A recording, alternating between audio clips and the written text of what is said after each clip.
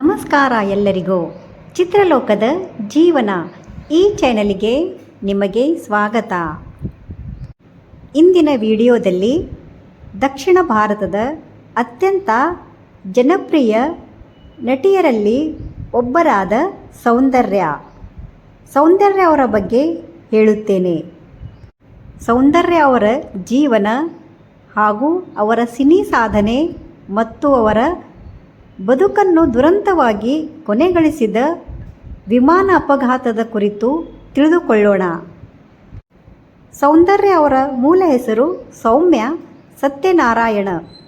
ಅವರು 1972 ಜುಲೈ 18ರಂದು ಕರ್ನಾಟಕದ ಕೋಲಾರ ಜಿಲ್ಲೆಯ ಮುಳಬಾಗಿಲಿನಲ್ಲಿ ಜನಿಸಿದ್ದರು.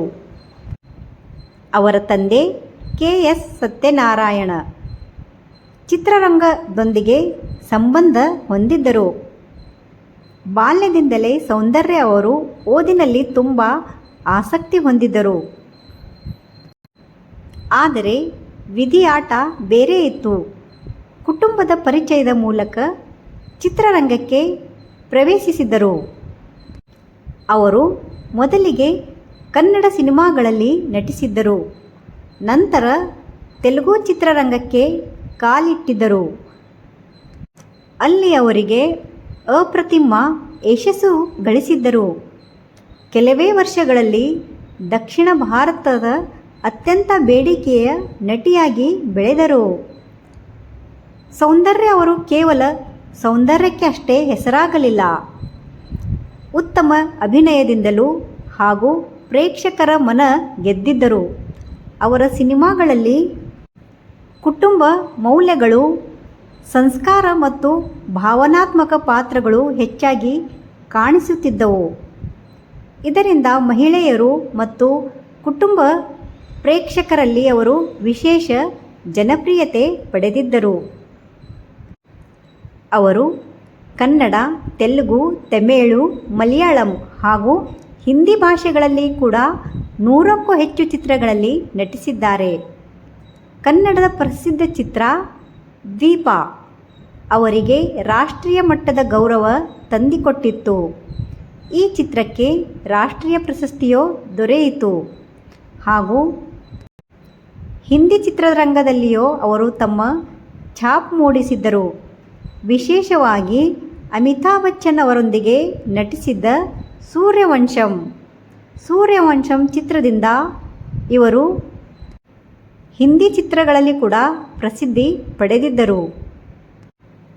ಇವರು 2003ರಲ್ಲಿ ಸಾಫ್ಟ್ವೇರ್ ಇಂಜಿನಿಯರ್ GS ರಘು ಅವರನ್ನು ವಿವಾಹವಾದರು.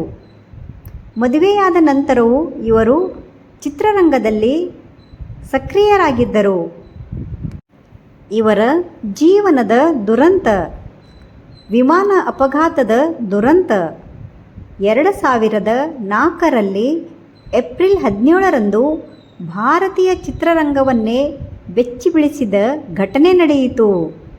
ಸೌಂದರ್ಯ ಅವರು ಇತ್ತೀಚೆಗೆ ರಾಜಕೀಯ ಕ್ಷೇತ್ರಕ್ಕೂ ಪ್ರವೇಶಿಸಿದ್ದರು. ಒಂದು ಚುನಾವಣಾ ಪ್ರಚಾರ ಕಾರ್ಯಕ್ಕಾಗಿ ಬೆಂಗಳೂರಿನಿಂದ ಆಂಧ್ರಪ್ರದೇಶ ಕರೀಂನಗರಕ್ಕೆ ತೆರಳಲು ಸಣ್ಣ ಸೇನಾ ವಿಮಾನದಲ್ಲಿ ಪ್ರಯಾಣಿಸುತ್ತಿದ್ದರು. ಅವರ ಜೊತೆ ಅವರ ಸಹೋದರ ಅಮರ್ನಾಥ್, BJP ಕಾರ್ಯಕರ್ತ ರಮೇಶ್ ಕಡಮ್ ಮತ್ತು ಪೈಲಟ್ ಜಾಯ್ ಫಿಲಿಪ್ಸ್ ಇವರು ಇದ್ದರು.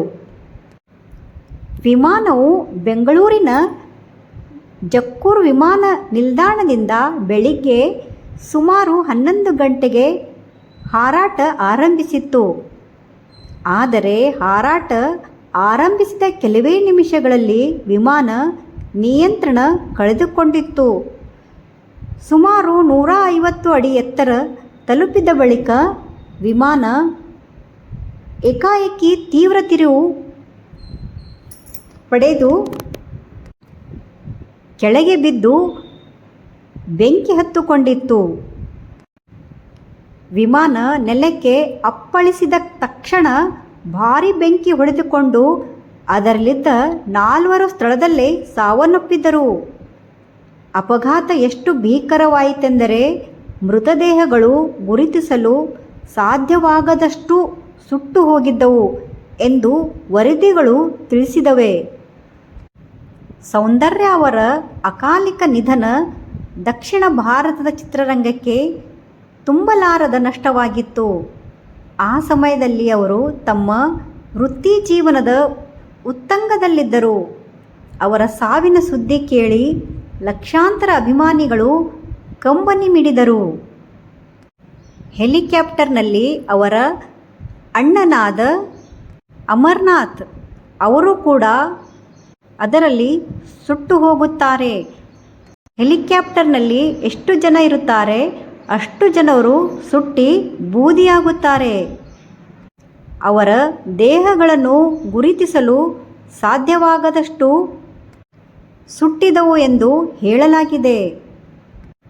ಸೌಂದರ್ಯ ಅವರು ಮದುವೆಯಾಗಿ ಕೇವಲ 1 ವರ್ಷ ಆಗಿತ್ತು. ಅವರ ಜೊತೆ ಇಂತಹ ದುರಂತ ನಡೆಯಿತು. ಸೌಂದರ್ಯ ಅವರು ಸತ್ತ ಮೇಲೆ ಅವರ ಬಾಡಿ ತುಂಬವೇ ಸುಟ್ಟಿ ಹೋಗಿತ್ತು. ಆದರೆ ಅವರು ಮದುವೆಯಾಗಿದ್ದರು. ಮದುವೆಯಾದವರನ್ನು ಮುತ್ತೈದೆಯರಿಗೆ ಹೇಗೆ ವಿಧಿವಿಧಾನ ಪ್ರಕಾರ ಅವರ ಅಂತಿಮ ಸಂಸ್ಕಾರ ಮಾಡಿದ್ದಾರೆ ಎಂದು ಹೇಳಲಾಗಿದೆ.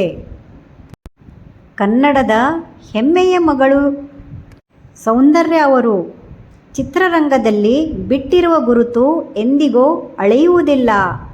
ದೇಹ ಹೋಗಬಹುದು, ಆದರೆ ಪ್ರತಿಭೆ ಮತ್ತು ನೆನಪುಗಳು ಎಂದಿಗೂ ಸಾಯುವುದಿಲ್ಲ.